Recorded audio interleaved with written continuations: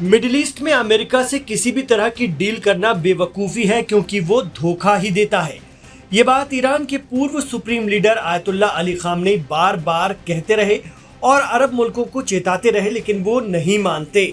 Media reports के मुताबिक वो अक्सर कहते थे कि अमेरिका पर खित्ते में भरोसा मत करो, एक हो जाओ और उसे वहां से खदेड़ो, लेकिन किसी ने नहीं माना। अब सऊदी के साथ जो हुआ है उस पर खामनेई का पैगाम फिट बैठता है। पिछले हफ्ते एक खबर आई थी कि अमेरिका ने सऊदी अरब के साथ सिविल न्यूक्लियर पावर का ऐतिहासिक समझौता किया, लेकिन जैसा कि कहा जाता है कि प्रेसिडेंट ट्रंप पल में तोला पल में माशा वाले मिजाज में रहते हैं। सऊदी अमेरिका न्यूक्लियर डील को 24 घंटे भी नहीं बीते थे कि समझौता खटाई में पड़ गया। ट्रंप ने यह शर्त रखी कि समझौता तभी लागू होगा जब सऊदी अब्राहम अकॉर्ड ज्वाइन करे और इसराइल को मान्यता दे। लेकिन मिडिल ईस्ट के जानकार कहते हैं कि मक्का और मदीना जैसे पवित्र शहरों वाला सऊदी, जिससे दुनिया भर के मुस्लिमों की भावनाएं जुड़ी हैं, ऐसा कभी नहीं करेगा और इस तरह अब सऊदी से भी अमेरिका के रिश्ते खट्टे हो गए हैं। सऊदी पर अब्राहम अकॉर्ड का दबाव बनाकर प्रेसिडेंट ट्रंप ने फिर नेतन्याहू को खुश किया और सऊदी को नाराज कर दिया। यहाँ इमाम खामनेई की वो बात भी सच साबित हो गई कि खित्ते में अमेरिका सिर्फ और सिर्फ इसराइल के फायदे के लिए है। वो अरब मुल्कों को ना बचाएगा और ना ही उनके फायदे का सोचेगा। सऊदी ने एक तरह से फिर ईरान को ये कहने का मौका दे दिया है कि अमेरिका से डील करना मूर्खता है क्योंकि वो धोखा ही देता है। उधर इसराइल भी अमेरिका से नाराज हो चुका है। युद्ध के दूसरे दौर में वो कहीं भी उसके साथ दिखाई नहीं दिया, बल्कि खुद लेबनान में हिजबुल्लाह के साथ जंग में उलझा रहा। कई बार कहने के बाद भी इसराइल लेबनान से निकलना नहीं चाहता और सीजफायर के प्रस्ताव को भी वो नहीं मान रहा है और हमले जारी रखे हुए था। ट्रंप मिडिल ईस्ट में यह हड़बड़ी इसलिए भी दिखा रहे हैं क्योंकि ईरान के न्यूक्लियर प्रोग्राम को जल्दी खत्म करने और वहां की सरकार को उखाड़ फेंकने का जो उन्होंने सोचा था 5 माह बाद भी वो अधूरा है।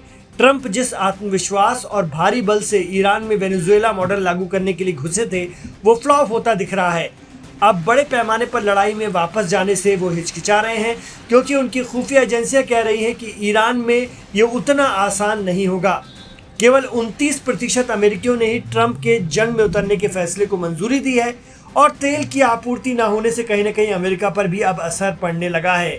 भले ही वो इस रास्ते से तेल नहीं लेता है और वेनेजुएला के पास पर्याप्त तेल है, लेकिन सप्लाई चेन प्रभावित होने की वजह से अमेरिका में भी महंगाई बढ़ रही है।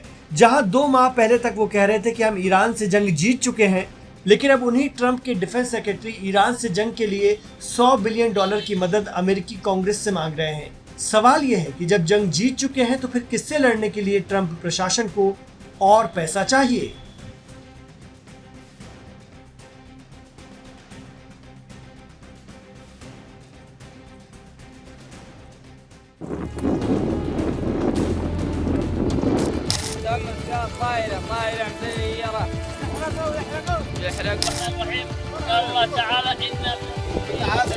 कटी पतंग की तरह आसमान से गोते खाकर गिरता ये ड्रोन देखिए। ये है हूतियों का यमन, अंसारुल्लाह का यमन, और ये आग के शोले में तब्दील हो चुका वो कबाड़ है जिसे अभी अभी गिराया है इन चप्पल पहनकर तो कभी नंगे पैर चलने वाले बहादुर लड़ाकों ने।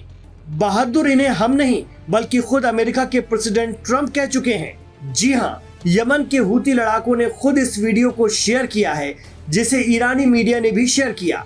ईरान समर्थक यमन के अंसारुल्लाह का दावा है कि उन्होंने अपने दुश्मन सऊदी अरब के ड्रोन को यमन के जवाफ प्रोविंस में उस वक्त गिराया जब वो किसी हमले की तैयारी से यहाँ आया था। बताया जा रहा है कि ये ड्रोन तुर्की में बना है और ईरान के बाद तुर्की ड्रोन टेक्नोलॉजी में माहिर माना जाता है। अंसारुल्लाह के इस एक्शन ने बता दिया है कि वो सऊदी को आसानी से छोड़ेंगे नहीं। पहले सऊदी के एयरपोर्ट पर हमला, फिर सऊदी का पूरा नेवल ब्लॉकेट और उसके बाद लाल सागर पर ब्लॉकेट का उल्लंघन कर रहे सऊदी अरब के 2 जहाजों को धुआं करने के बाद अंसारुल्लाह ने अब सऊदी का ड्रोन गिरा दिया है।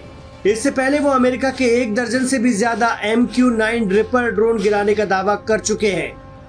देखा जाए तो चप्पल पहनकर घूमने वाले इन लड़ाकों से पहले अमेरिका भी तौबा कर चुका है।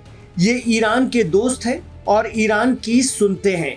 मिडिल ईस्ट एक्सपर्ट कहते हैं कि यही वजह है कि ईरान अमेरिका इसराइल जंग में जानबूझकर सऊदी की एंट्री करवाई गई है ताकि यमन के इन हूती लड़ाकों को इंगेज रखा जाए।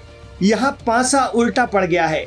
हूतियों ने सऊदी की हालत खराब करना शुरू कर दिया है और अब उन्होंने सऊदी की तेल फैसिलिटी अरामको पर हमले की भी धमकी दी। न सिर्फ धमकी दी बल्कि हमले भी शुरू कर दिए। अंसारुल्लाह ने सऊदी की तेल की नस दबाई, अब सऊदी की रीढ़ तोड़कर ही मानेंगे। हूती ऐसा बदला ले रहे हैं कि कांप उठा है सऊदी। यमन के रणनीतिक बंदरगाह शहर होदीदा पर हुए सऊदी एयर स्ट्राइक का खौफनाक बदला लेते हुए हूतियों ने जीजान और यानबू में अरामको के तेल संयंत्रों पर ताबड़तोड़ मिसाइलें और घातक ड्रोन हमले किए हैं। इस हमले के बाद जहां सऊदी अरब के तेल ठिकानों में तबाही का मंजर दिखा, वहीं राइटर्स की एक रिपोर्ट के मुताबिक यमनी हौतीस के जरिए लाल सागर तट पर सऊदी तेल प्रतिष्ठानों पर हमला करने के बाद बाब अल मंदब के माध्यम से जहाज यातायात में गिरावट आई है। जबकि स्ट्रेट ऑफ हुर्मुज के जरिए आंकड़ों से पता चलता है कि रविवार को 11 कमोडिटी जहाज बाब अल मंदब से गुजरे, जो महीने में सबसे निचला स्तर रहा। शिपिंग में रुकावट की वजह से पिछले हफ्ते भी मिडिल ईस्ट, यूरोप और अफ्रीका में कच्चे माल की कीमतें 2 महीने के सबसे हाईएस्ट रेट पर पहुंच गई थी। बाब अल मंदब से होकर गुजरने वाले 7 जहाज तेल टैंकर थे, जिनमें से 3 लाल सागर में प्रवेश कर रहे थे।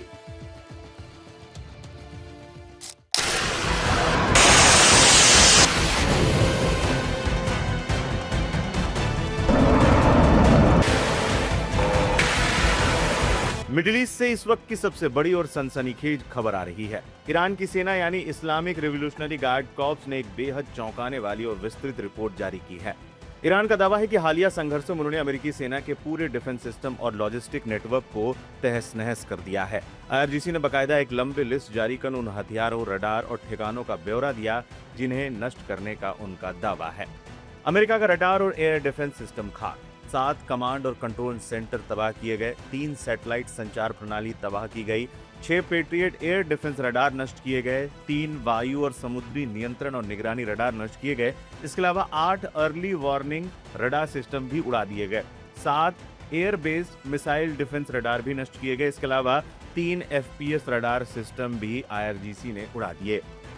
ईरान की इस लिस्ट में सबसे बड़ा हमला अमेरिका की एयर डिफेंस पर बताया गया है। IRGC के प्रवक्ता के अनुसार उन्होंने अमेरिका के बेहद उन्नत माने जाने वाले 6 पेट्रियट एयर डिफेंस सिस्टम को पूरी तरह से नष्ट कर दिया। इसके साथ ही 7 कमांड और कंट्रोल सेंटर्स और दुश्मन की मिसाइलों का पता लगाने वाले 8 अर्ली वार्निंग रडार सिस्टम को भी मलबे में तब्दील करने का दावा किया गया है। ईरान का दावा है कि उन्होंने अमेरिका के सैटेलाइट कम्युनिकेशन और लॉन्ग रेंज रडार सिस्टम को भी भारी चोट पहुंचाई है, जिससे अमेरिकी सेना का निगरानी तंत्र पंगु हो गया।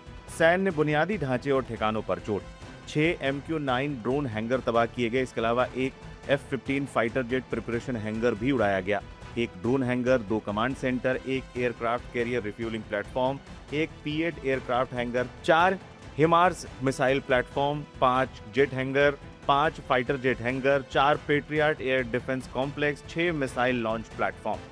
हमला सिर्फ रडार पर नहीं हुआ। IRGC की रिपोर्ट के मुताबिक अमेरिकी सेना के इंफ्रास्ट्रक्चर और लॉजिस्टिक्स को भी निशाना बनाया गया।